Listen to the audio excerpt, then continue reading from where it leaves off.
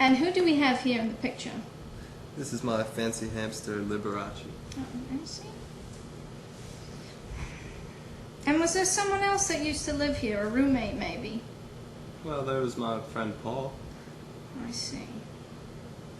And I'm getting an image of a long, dark tunnel.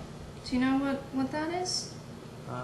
I've seen him been playing with paper towel rolls. No, he says it smelled awful in there and he didn't like it at all. You have any idea what he's talking about? No. Well, thank you for talking to me today, and is there anything else you'd like to know? Well, is he going to be back? No, I don't think so.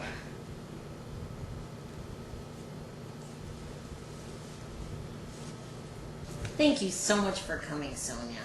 And what seems to be the problem, dear? Well, there's really no problem. I just wanted to find out if Rex was happy and if he loves me as much as I love him. Well, I'll ask him for you. I love Marsha. She's my best friend. Oh, what a sweetheart. He says he loves you. Oh, that's so great. I just knew it. And I love to sleep on her bed at night while she hugs me. Do you sometimes sleep with your arm over him? Every night I get into bed and he gets in bed with me and I put my arm around him. He says he likes that. He says he likes it when you hug him. Oh, that's so great. Can you ask Marsha if she wants to take things to the next level? Pardon? You know, consummate our love. What did he say? He said you shouldn't sleep on your stomach. Ever. What? Why? Just trust me, dear. Why don't we move on to our next story? And whom do we have here? Mrs. Fuzzy Wuzzy Bunny. Oh, how sweet. May I touch her? Hey, lady, could you tell this Claude that I'm a guy? That name makes me sound like I'm some kind of fruit or something. Well, Stacy, I have a bit of a surprise for you. This is actually a boy bunny. And he says that he really doesn't like that name at all. And he says it undermines his manhood. And he'd really like it if you could give him a new name. How about Mr. Fuzzy Wuzzy Bunny? Even though I'm colorblind, I'll bet a life's worth of carrots that Stacy is a blonde. What'd he say? He thinks that you might have blonde hair. I do. There's a shocker. Is there anything else you'd like me to ask Mr. Bunny here? Does he like the way I painted his cage to look like the ocean? Oh yeah, it's so realistic. Every day I wake up and I think, gee, how is it I'm underwater and I can still breathe?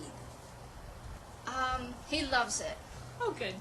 Tell the truth, lady, I can't stand being locked up all day.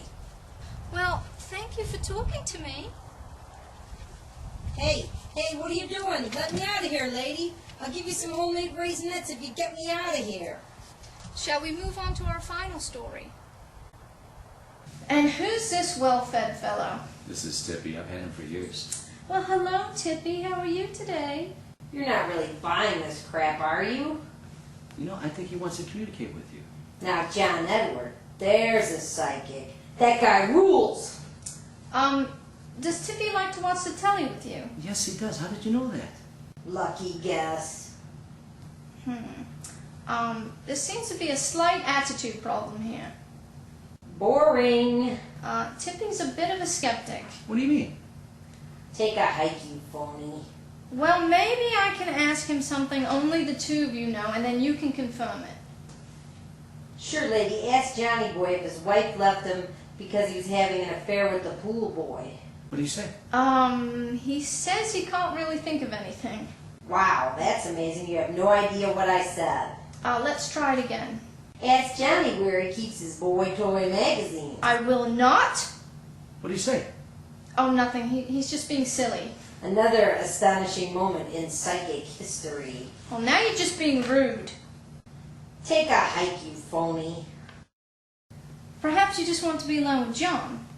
What's that supposed to mean? Well, maybe he's not the only one who prefers the company of men. Whoa, whoa! That's it? You want a piece of me, bitch? Oh, it's go time. What the hell are you for this week's episode. Tune in next week when I'll speak to a pet turtle who's claustrophobic.